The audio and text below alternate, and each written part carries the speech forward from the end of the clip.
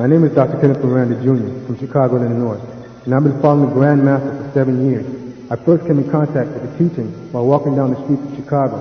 I met a brother propagating the truth. He presented me with a book called The Vietnam 666, and I've been following the Grand Master ever since. And now, without further delay, I'd like to introduce the Grand Master, Dr. Malachi V. York.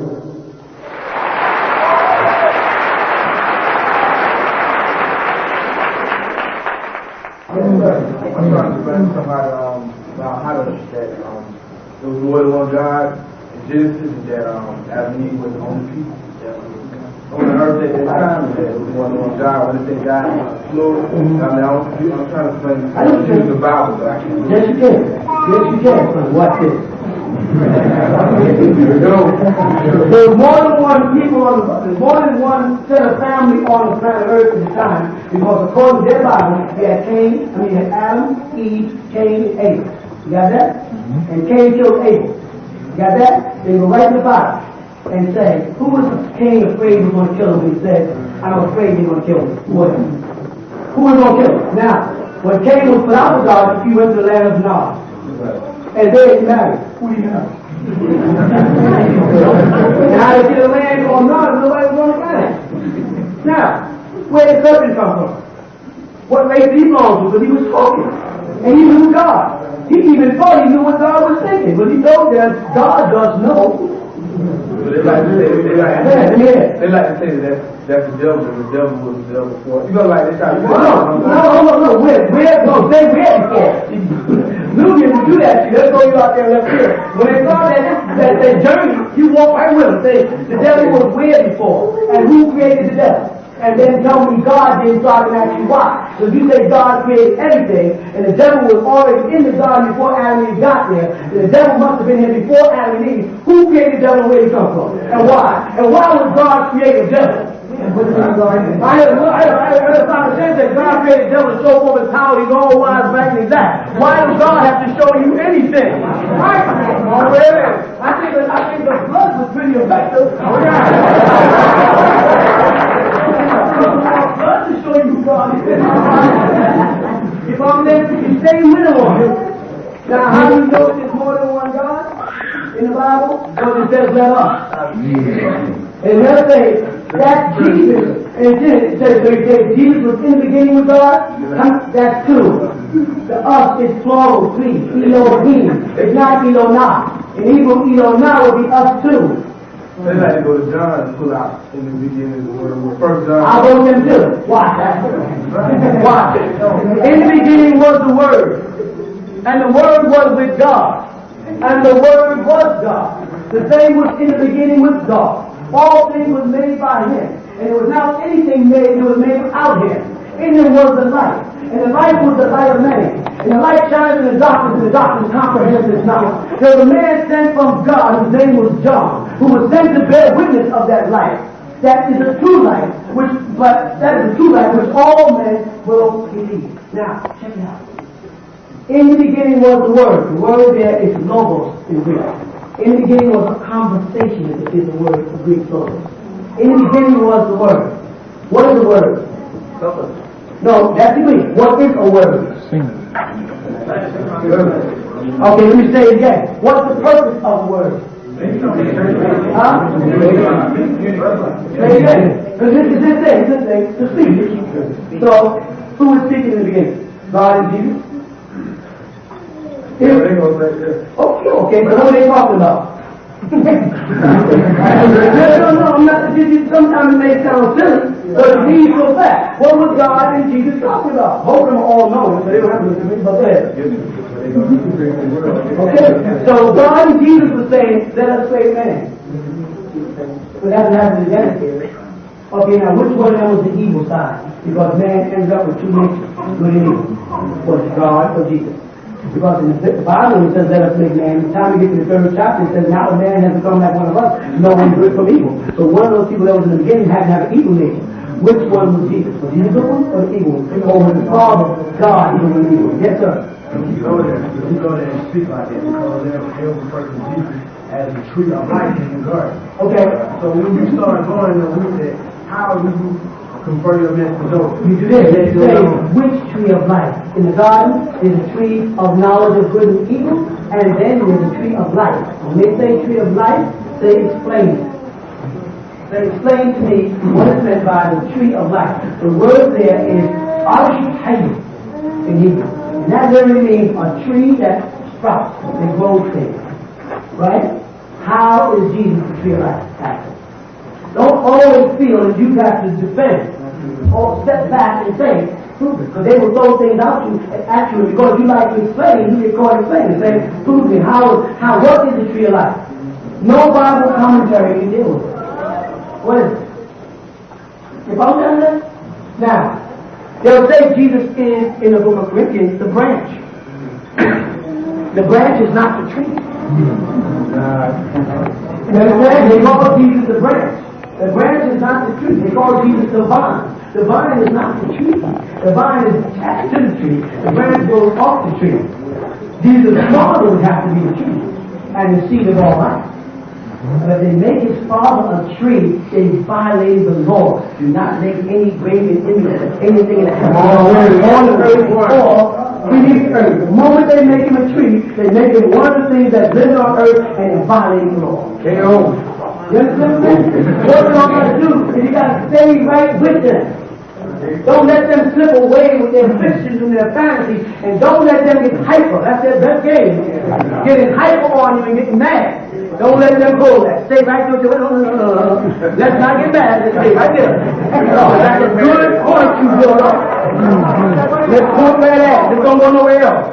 Mark and Jesus was talking, and they said, let's have a garden for the talking snake. Put the two of y'all in, don't eat these two trees. Because when he came back, he said, what did you do? When you get that first thing, what God did that mean? Yeah, but he created this nice thing and took a walk. But why did he let the devil go in there? But why did he let the devil go in there? Why did he let the devil go in there? Wait a minute, this is supposed to be the garden. That's what I'm with you. Wait, I'm saying, why did he let the ask him, why did God let the devil get to eat? Well, he made a garden for the snake. Why? Like this is what you can. Why? So he knows he's God. God knows him. God has to see what's going on. The same God that required his son to be nailed up. Why? Well, I'm out here 2,000 years. I don't know. So when you talk to them, what we don't do enough of is say to them, why? Why did God have his son crucified? Oh, to save the world? Why? No, why? You ain't got to go that far. Why? Why does God want to save the world? Why? What? God loves us. Why did he come?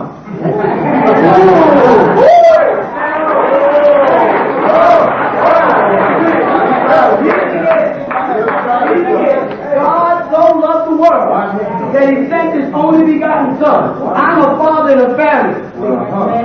And if something's going on in my house, noise downstairs, I'm telling my wife, get the kids, stay still, I'm going to get my peace. That's right.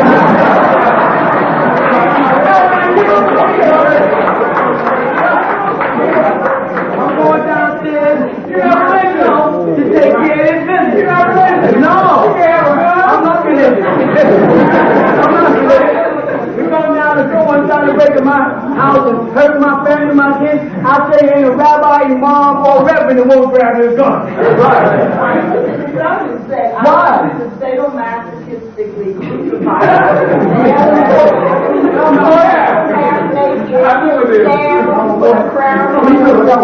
Why? Well, they'll say, no, talk to me. Jesus is God. God came down and experienced everything right. And Malachi does know that Jesus is God. That's right. What's wrong with that? You didn't say nothing serious. Jesus is God, and God said, I breathed into man of my spirit, and man became a living soul. So God's spirit is in you, you God too. That's right. Well, not a personality. Well, what's the personality? We didn't come like Jesus. God told How did Jesus come? Mary had labor pains. Mary had labor pains. Some wise men came, checked the kid out, and then the funny part about that is, if Jesus was born, listen close, and could only die on the cross for your sins at age 30, why did they have to go to Egypt? If that was predestined prophecy of the Bible, then Herod could have done nothing to Jesus. Why did they have to go hide in Egypt and wait for Herod to die if Jesus was born to die on the cross for your sins at 33 years old? Why? You understand what I'm saying? That he was born and his destiny was to die on the cross for our sins. I know they wasn't going to crucify no infant. They wouldn't have made that little cross up on Calvary.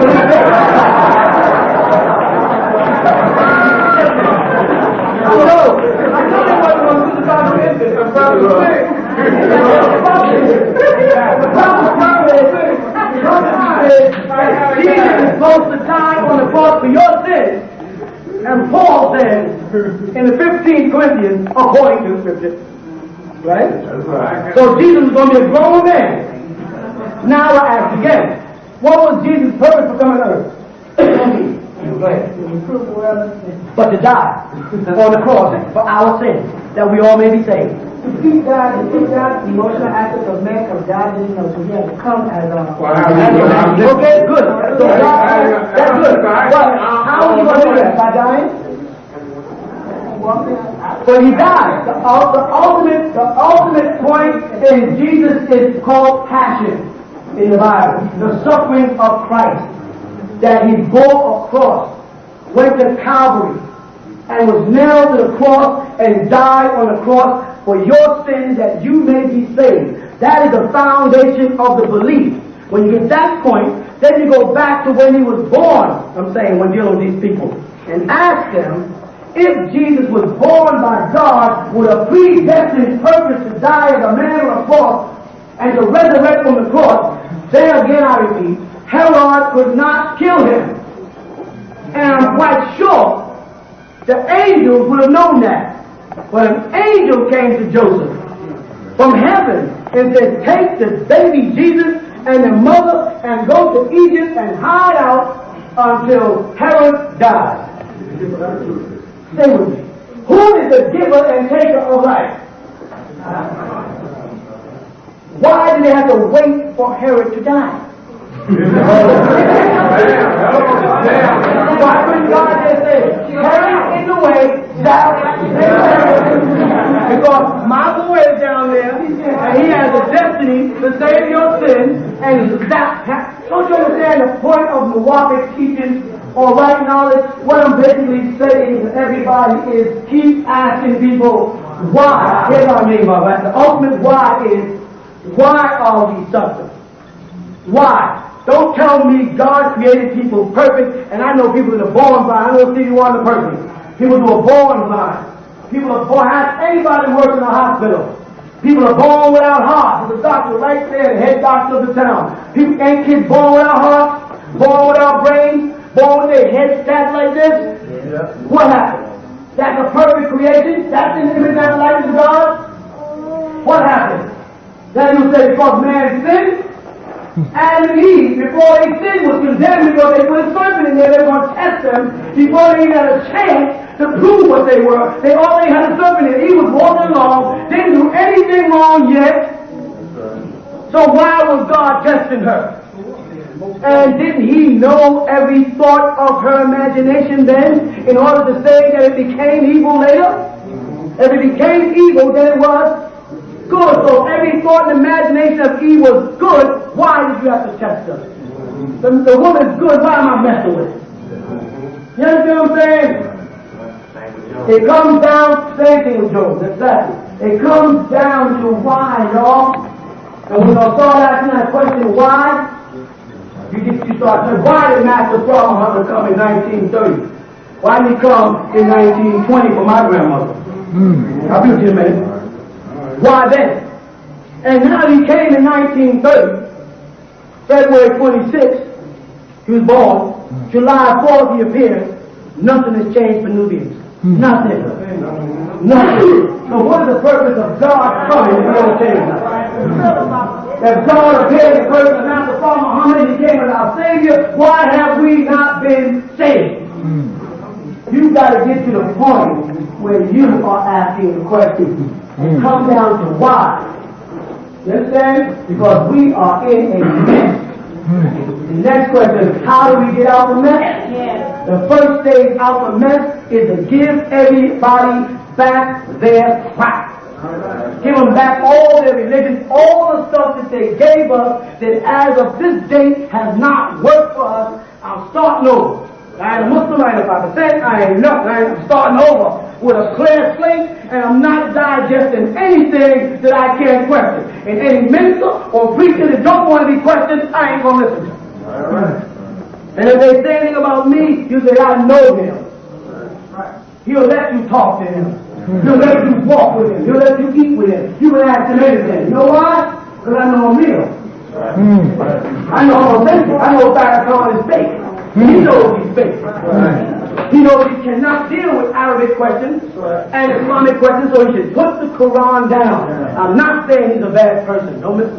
I'm not saying he's not an intelligent brother. He is better at what he's going at right now, politics, than Islam. Because him nor Honorable Muhammad really knew Islam. And in knowing Islam, it still didn't do nothing for you, because they were the slave traders. Hello. It still had nothing to do with you. You think you slipped when you walked on the white man, I'm a Muslim. He laughed. You know you never think I'm a Christian. He's laughing. You understand what I'm saying? You got to start with a clean slate. If Jesus can't wait, then you got the wrong guy. Say, wait a minute, I got to recollect all my beliefs and value systems. I ain't got that much time. But I got to give it all back. I ain't a Baptist, I ain't a Christian, I ain't something. I ain't nothing right now. You know what I'm saying? I am just me, a child of the Most High. I believe that there's a greater force than me because my people, my mother, my grandmother were here before me, so it manifested me, so there must be a greater force than me. I'm just inside this chain of life somewhere, but I'm not taking those side steps into beliefs until I get it together.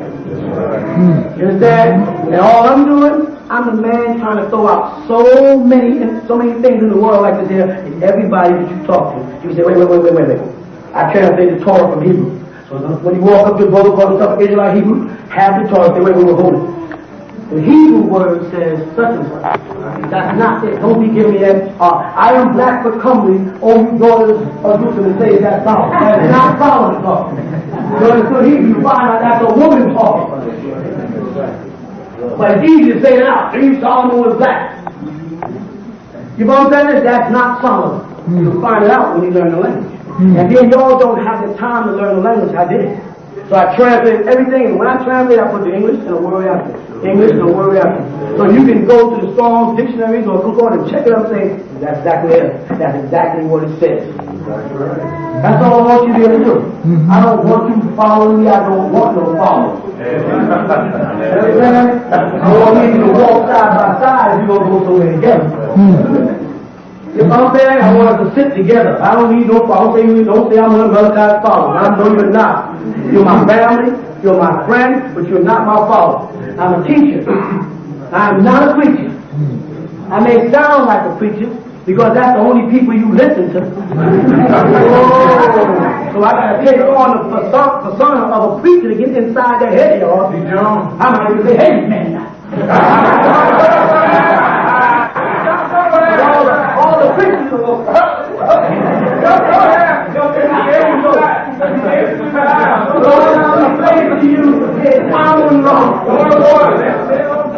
you understand? I want to be a teacher, and I want you to become a teacher. I don't want you to be no follower mine. I put everything in books so you can take it home. You got a choice of the subjects you want, and there's going to be 100 more.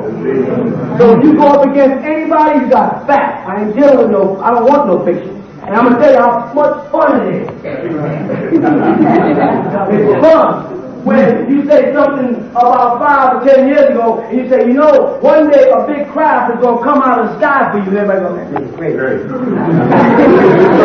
That nigga crazy. And now, the hellbox is there. And the description I gave was a planet called Nibiru, which is 4 times the size of the earth, and I did that before hellbox showed up. And now that it's there, what you got to say now?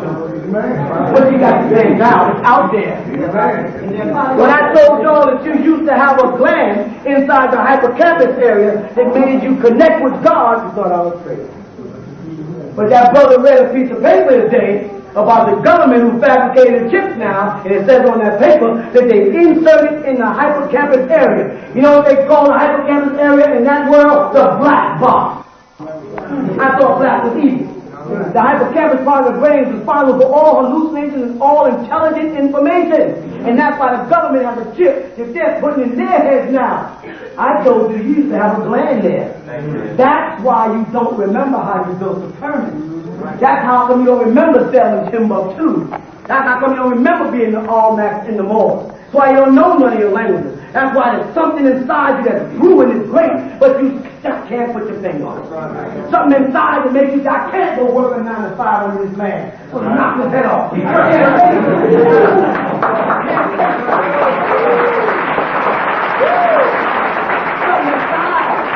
People call us arrogant because we don't like to be told what to do. We only listen to our parents to a certain age before we start saying, I can't hear that stuff anymore. I got to go. You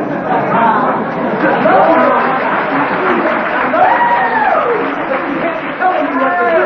You know what that is? That's the seat of God inside you. It starts raising around 12 or 13 years old. By the time you get 18, you already God, but you don't know what to do with the power when you attack your family. You don't want to go to work. You spend your time trying to get your eye right in geometry in a basketball net, shooting a little round ball into a little hoop because it's a challenge. It looks like an impossibility to stand there with a basketball and shoot it. And it goes all the way down and gets to the hoop. Now you got to the point where you know what Nubians are? Net. They don't even want the backboard. Net. Watch me get up. You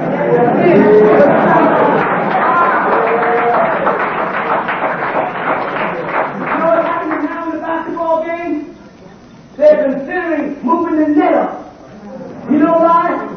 Because they found out that Nubians can fly. When Jordan goes through the air like a dove, the Amorites just look like this. And they thought that he was unusual. And Elijah Warren stepped out from Mother Africa.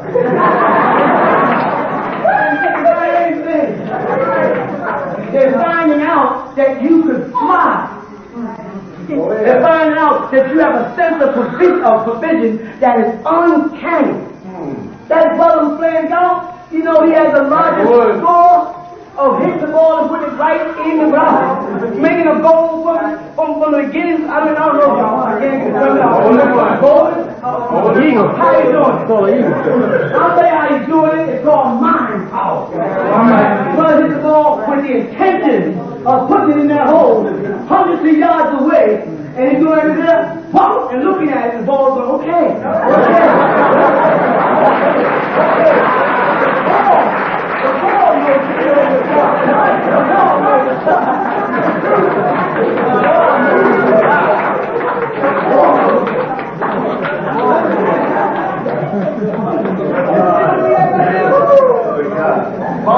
You ask any teacher about the mind of the children. You know what they'll tell you? It's not that these kids are dumb. It's I can't hold their attention. So these kids leave and they go into the streets called the jungle. And they think of how I can defend myself and what I can get for myself before I die. You understand? Because I ain't got a chance if I get busted. I ain't gonna get no justice, and justice is simply just us. I ain't gonna get no fair trial. They already know that. You follow that? So when they step out in the world, they're going out to get theirs. OPP. That's how they're going out. You know what that means? Other people's property. And they don't feel like they're taking something from somebody. They feel like they're taking something back that was theirs. If you begin to understand the psyche of the next generation by listening to hip-hop music, sit down and listen to it, stop just going, oh man, that's junk. If you want to know what your child is thinking, then sit there and listen and you'll know how to get to your kid. But if you try to get him to listen to Nat King Cole, and Nat King Cole was an Uncle Tom. I love the brother singing, but he was an Uncle Tom. Come on, that boy was a stretcher.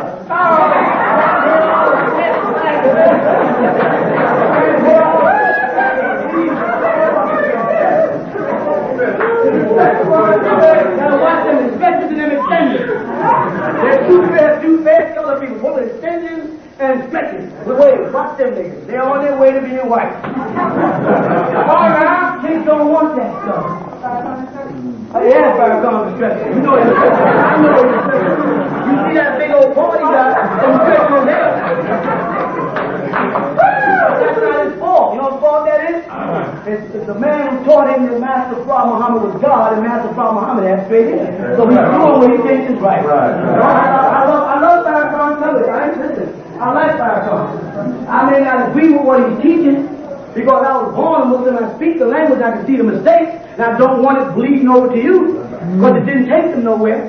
I look at Sunni Islam and I know when it was started, who started, and Wahhabi second, why, to destroy us, and how they took over our land in Saudi Arabia, because they prospected for oil in the prophecy, they knew it. They took that land because they knew the oil was going to be there. If that oil would have been there, we would have been there, we'd be ruling the world now. That's right. You know what's so deep about that? We would be just. If you step back, I can jump up in this class all day and talk about white folks all day, but you know the real deal? None of us hate white people. If a white person treats you right, you get polite.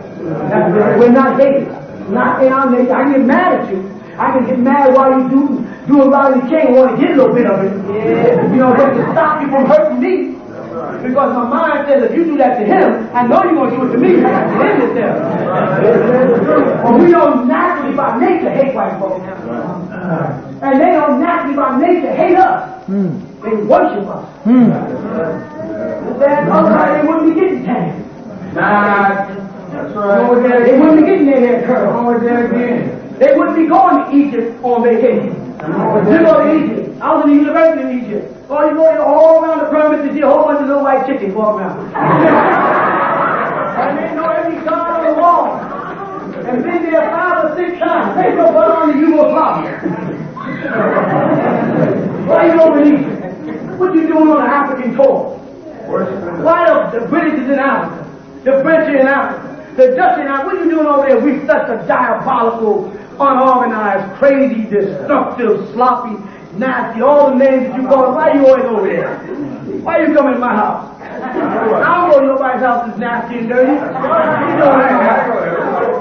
Come on with it. We had sewer systems in Africa, and Europe don't have, London don't have a sewer system now. Today, they do that underground tunnel where species run. Today. You understand? Go to France. You want a funky country? Go to France. Yeah, funky people. We can play basketball all day and not be as funky as one French. I'm talking about my nose. I got a big nose too. My nose is traveling. There's nobody's clean as you.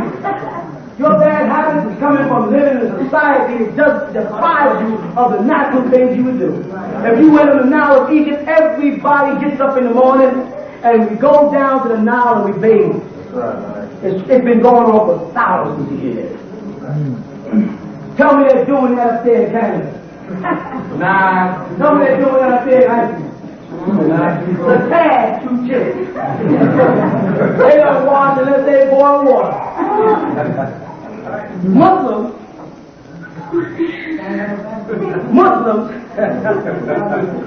they told Muslims that they should bathe for Yawm al-Jum'ah. You take ghusl, that's what they call it, ghusl, for Yawm al-Jum'ah, for the day of assembly on Friday. You know it's so literal that most Muslims only bathe on Friday. They don't know nothing about bathing on Saturday, Sunday, Monday, Tuesday. Bathing on Friday. Now they make wudu, which is a washing, but wudu don't say get up under the arm. And the bunk is up under there. It says up to the elbow, up to the elbow. Behind the head.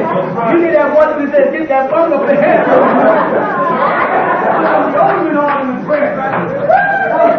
I walked into mosques in Morocco. I backed out.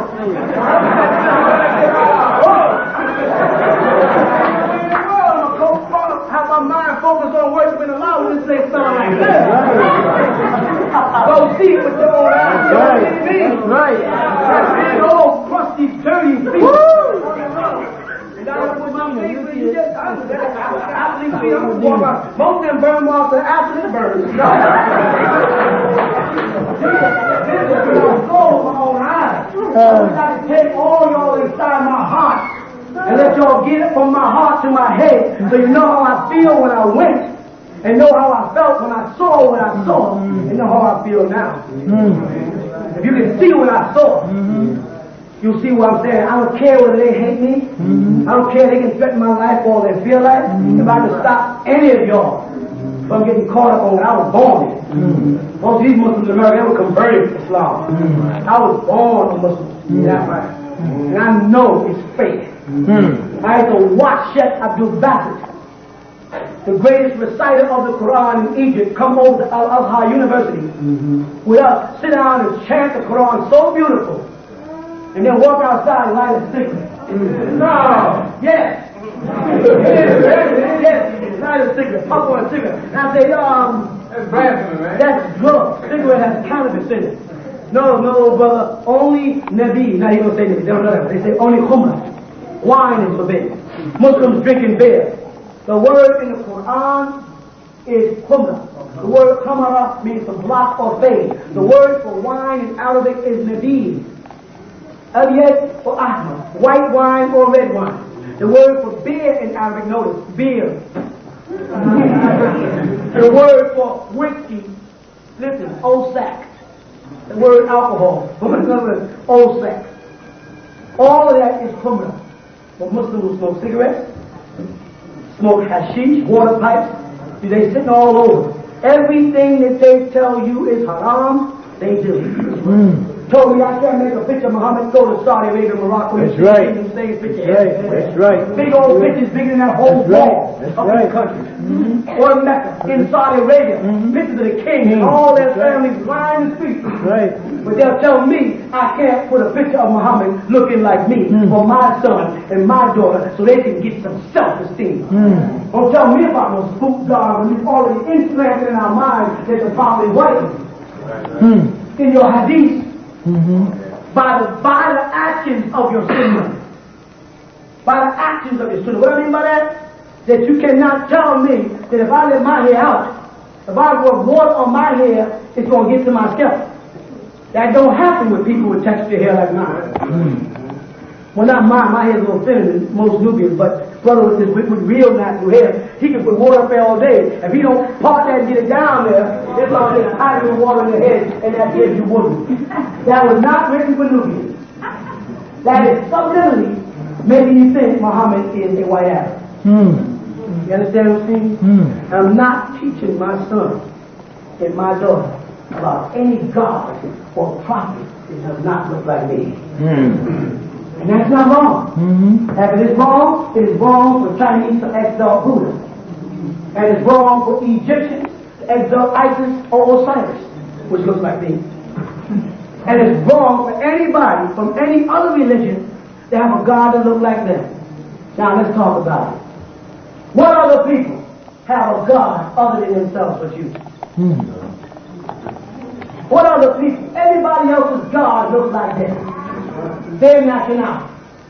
Everybody else, the Chinese got their own music, got their own food. Over here selling us Chinese food. Hey, right?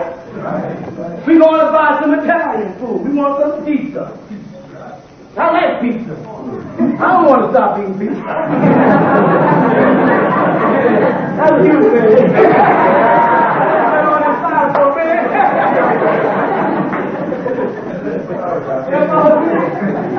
But when are we going to get our own stuff? You can't go to any one part of Africa and find you.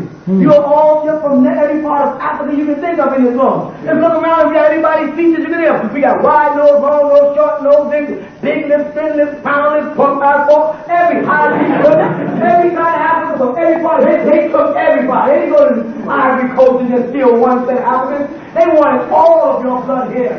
You know why? Because they were not able to kilo it.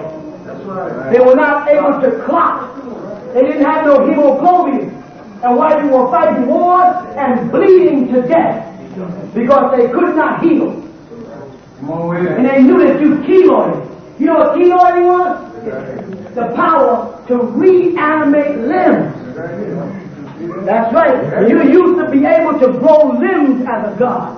And it's in their Greek mythology talking about you. They cut off the arm and another one came back. They put in these monster movies now. You used to be able to do it. Called keloid. Amorites can't do it. They were called hemophiliacs. A lack of hemoglobin in the blood. Found that? A lack of plasma. The product that knits the skin back together by creating scabs. They lacked it. And that's why they hold the rose. If you read the book 2001, year 2001 Suspect, I say the Brotherhood of Satan, they always standing with a rose. Every president, every shrine, all got a rose. The Rosa Cruz. That rose is called the Battle of the Roses. When the Yorks and the Longshans fought about coming over here to this country. You know what they got here? You know you already had 9 presidents before George Washington? Oh yeah. Say, oh yeah. Oh yeah. Oh yeah. Oh yeah. Give it to the new generation. We had 9 presidents. Let me ask you a question. How could George Washington be a general if there wasn't a president?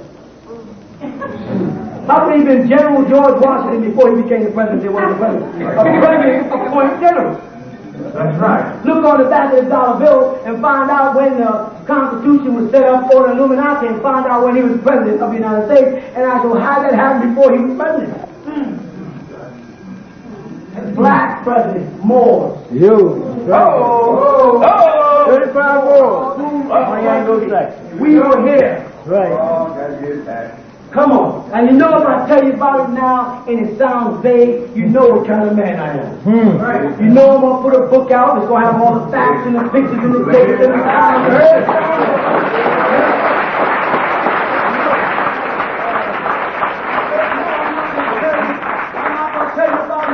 And tell you, for his birth is shrouded in mystery. I got so tired that I did do research for him. They took the mystery away from his birth. And unlocked the shroud and that nigga was born in Portland. He don't know Saudi Arabia country crap. Let's get down. People don't need that crap. We're too close to the end of the world. We got an alignment coming up. The 7 inner planets are going to line up on May 5th, 2000. That has not happened in 6,000 years. You understand? The last time it happened was the Noah flood. And the funny thing about it, in the book May 5, 2000, they say that the last time that happened was 6,000 years ago during Noah's time. Wait a minute. Y'all said that Adam and Eve was born 4,004 years ago. So how could Noah's time be 6,000 years ago? Doesn't that sound something like Noah gave birth to Canaan and the white man has a 6,000 year history? They're coming to the end of their history? Hey! Listen, we ain't got nothing to worry about. This ain't that, this whole thing, this destruction ain't about you. There ain't nothing they can do to you that we ain't already suffered. You understand? I can get all right all night as much white. I'm putting it in the other hole I really am. I've been around a while. I love to watch television when I see them in their houses floating by. Talking to me in Newgate. That look you see on their face when they stand up that dog and they shake it and they say, I don't know what it is. They're welcome to the real world. Now you don't really go through 400 years of that crap. You burn my house. Reason don't care how my kids eat. I go apply for a job with more qualifications with the nephew gets it. We got family. We got this love thing that nobody else got. When they took us down to nothing the day before, we'll take a brick box and make it out of drum. We'll take a whole